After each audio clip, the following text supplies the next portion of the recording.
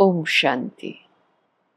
आज मीठे प्यारे बाबा ने हम बच्चों को बहुत सुंदर शिक्षा दी है।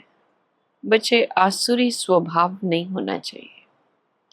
आसुरी स्वभाव है अशांति फैलाना। अगर हमारा स्वभाव अशांति फैलाने का है तो फिर क्या हो जाएगा? हम हैं बाबा के बच्चे, शांति स्थापन करने वाले, शांति की दुनिया लाने वाले। अस्वभाव का परिवर्तन नहीं हुआ तो प्राप्ति सुख की कैसे हो सकती है? तो बाबा ने कहा है, बच्चों की जैसी स्थिति होगी ऐसा ही प्यार बाप से ले पाएंगे। अगर स्थिति ऊंची है, श्रेष्ठ है, पवित्र है, तो प्यार भी उतना ही मिलेगा। इसका आधार है बाबा की याद। जितना हम याद में रहेंगे। तो आज बाबा के मीठे महावाक्य सुनते हैं। मीठे बच्चे, बाप आया है तुम्हें करंट देने। तुम देही अभिमानी होंगे। बुद्धि योग एक बाप से होगा तो करंट मिलती रहेगी। प्रश्न है, सबसे बड़ा आसुरी स्वभाव कौन सा है जो तुम बच्चों में नहीं होना चाहिए? तो क्या कहेंगे? अशांति फैलाना।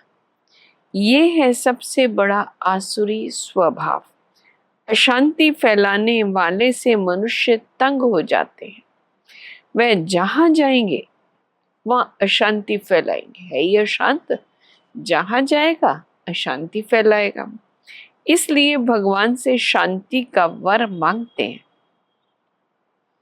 आज बाबा बोले कि बच्चे जानते हैं आत्मा की ज्योत उजाई हुई है। अब बाप आए हैं ज्योति जगाने लिए। कोई मरते हैं तो भी दीवा जलाते हैं, उसकी बड़ी खबरदारी रखते हैं।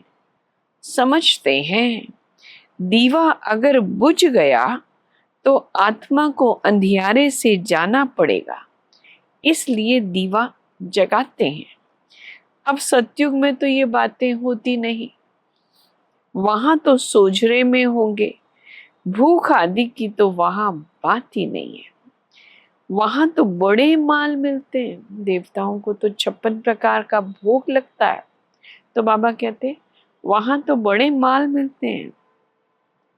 यहाँ है घोर अंधियारा, छीछी दुनिया है ना। सब आत्माओं की ज्योत उझाई हुई है। सबसे जास्ती ज्योत तुम्हारी उझाई हुई है। खास तुम्हारे लिए बाप आते हैं। इतना खुश होना चाहिए। हमारे लिए खास भगवान स्वयं इस धरा पर आते हैं। तुम्हारी ज्योत उझा गई है, अब करंट कहाँ से मिले? बच्चे जानते हैं करंट तो बाप से ही मिलेगी ना। करंट जोर होती है तो बल्ब में रोशनी तेज हो जाती है। ये है बेहद की बात। सारी दुनिया की आत्माओं की ज्योत बुझी हुई है, उनको करंट देना है। मूल बात बाप समझाते हैं। बुद्धियोग बाप से लगाओ। गोल्डन एज में पवित्र आत्माएं हैं, फिर उनको अपवित्र भी बनना है। जब अपवित्र बनते हैं तब गॉड फादर को बुलाते हैं, आकर लिबरेट करो, अर्थात दुख से मुक्त करो। लिबरेट करना और पावन बनाना दोनों का अर्थ अलग अलग है।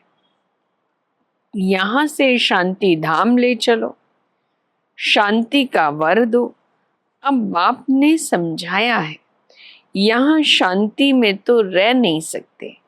शांति तो है ही शांति धाम में।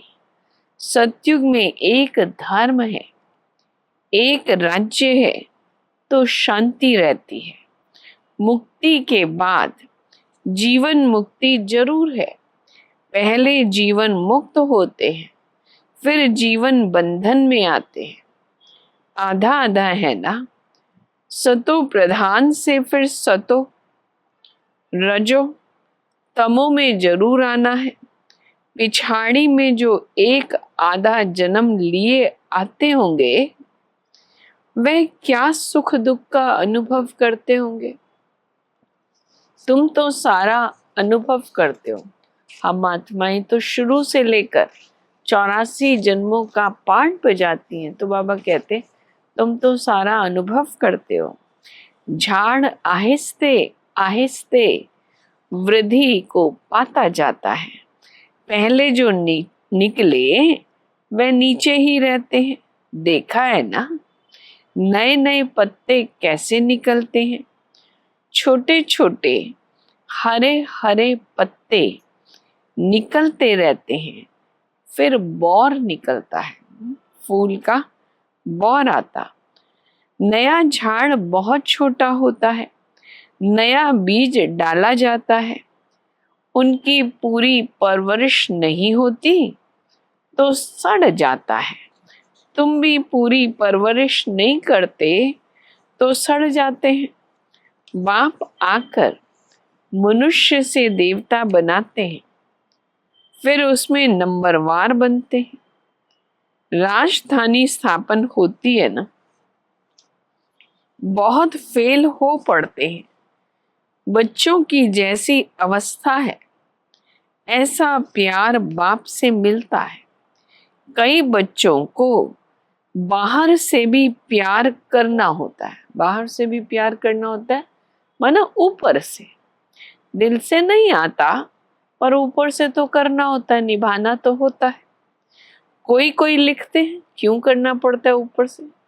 कोई कोई लिखते हैं, बाबा हम फेल हो गए, पतित बन गए, अब उनको कौन हाथ लगाएगा। कौन हाथ लगाएगा।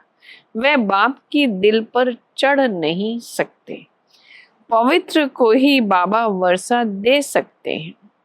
पहले एक एक से पूरा समाचार पूछ पोतामेल लेते हैं। जैसी अवस्था वैसा प्यार। भगवान का प्यार सबको मिलता है, परंतु कंडीशन कौन सी है।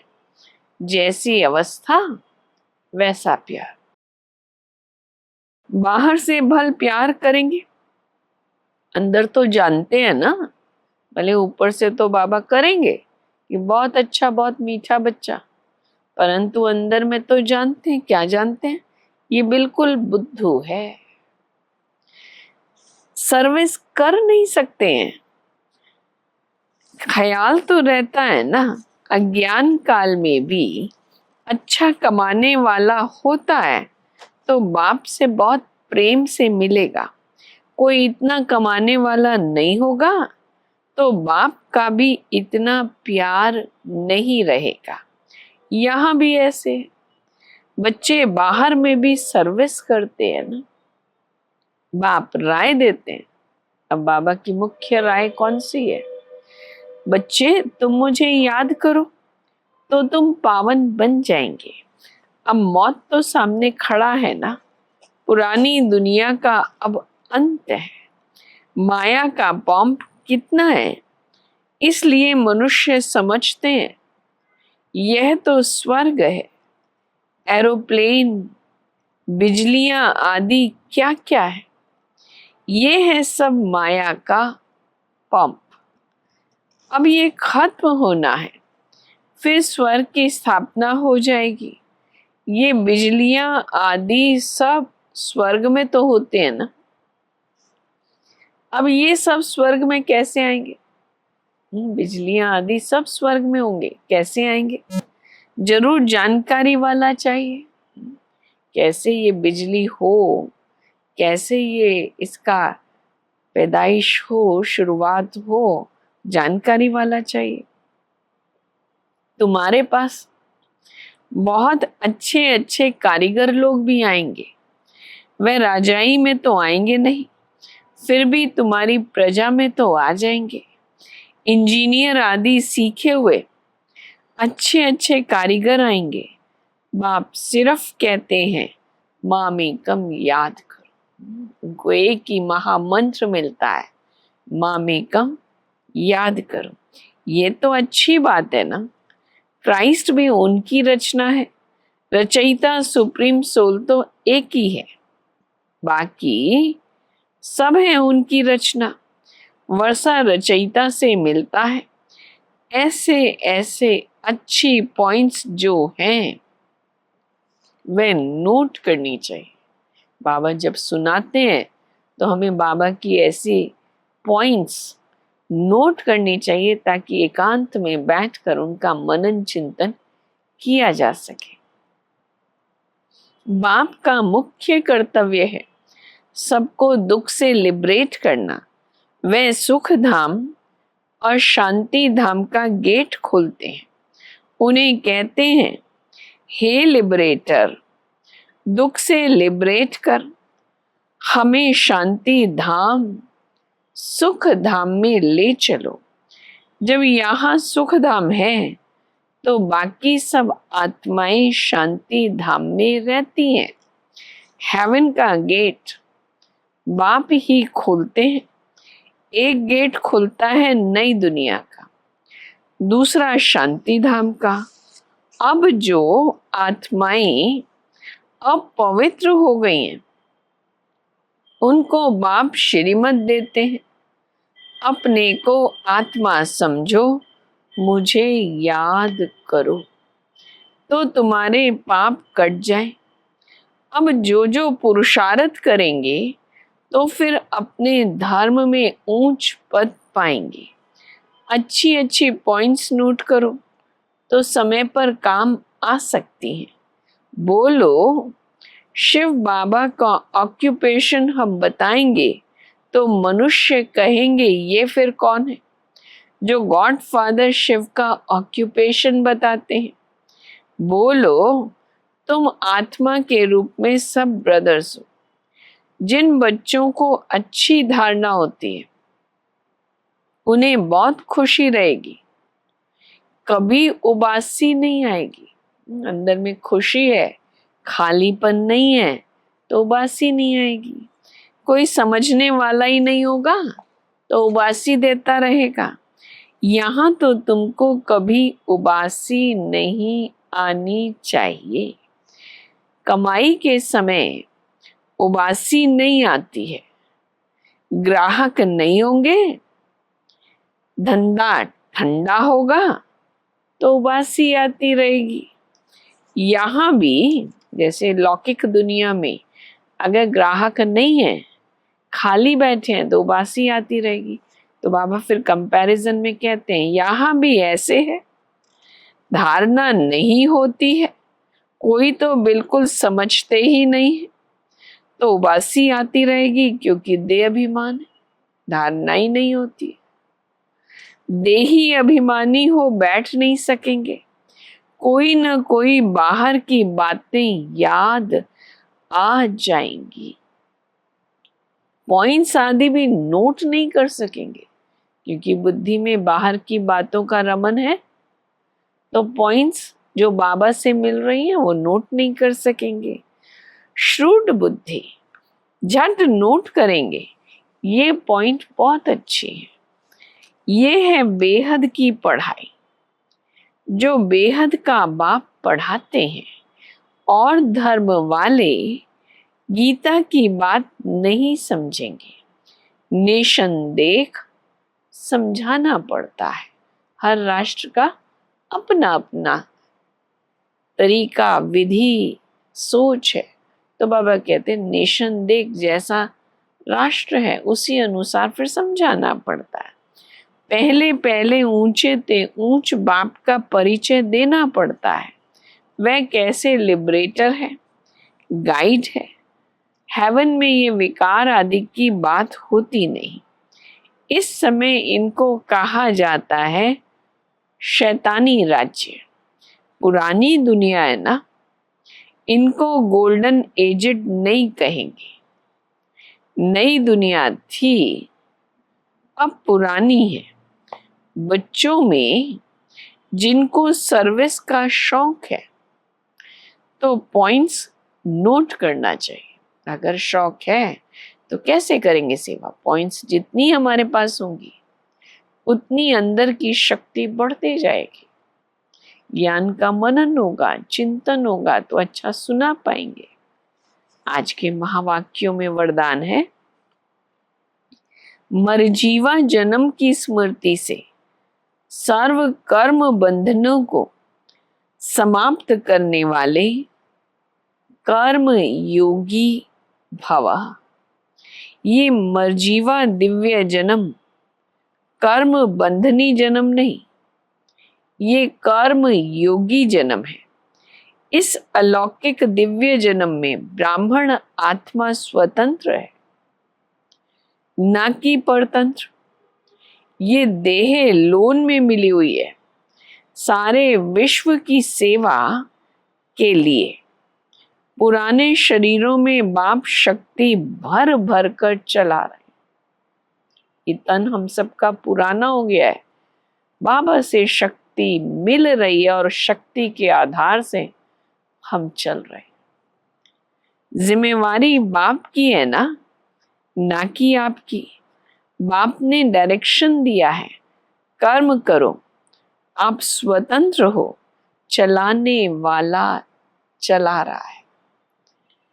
इस विशेष धारणा से कर्म बंधनों को समाप्त कर कर्म योगी बनो। स्लोगन, समय की समीपता का फाउंडेशन है बेहद की वैराग वृत्ति। बेहद की वैराग वृत्ति। तो बाबा ने तो आज विशेष एक तरह से दुआएं वरदान दे दिया। चलाने वाला शक्ति भरकर चला रहा है। हम महसूस करें बाबा की शक्तियां सदा मेरे साथ। सर्वशक्तिवान साथी मुझे मिला है। अब इन कर्म बंधनों को मुझे समाप्त कर निर्बंधन बनता है। मैं आत्मा सदा स्वतंत्र, निर्बंधन, एक बाप की याद में रहने वाली, सदा स्नेही सहयोगी।